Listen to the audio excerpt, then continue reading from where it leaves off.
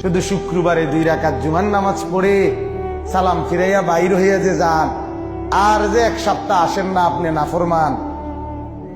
এই 1 সপ্তাহের তো খবর নাই। ওই শুক্রবারের 2 রাকাতের কি দশা, এটা কি বুঝনি আমরা?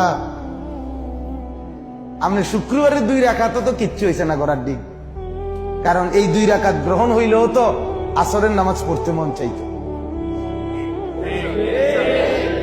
তাহলে আপনার নামাজের দশা কি?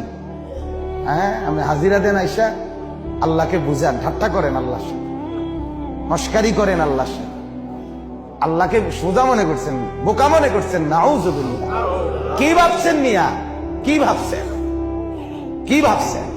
একটা বিল্ডিং এর ঘরে থাকেন, কয়টা টাকা রোজগার করেন, আর এই ফাঙ্গাস তেলাপিয়া ফার্মের মুরকার কক মুরকা দিয়া ভাত খান, ধন্যপাতা, কাঁচা মরিচ, টমাটো, আলুর ভর্তা, এটা দিয়ে নিজেকে খুব বুদ্ধিমান মনে করছেন না?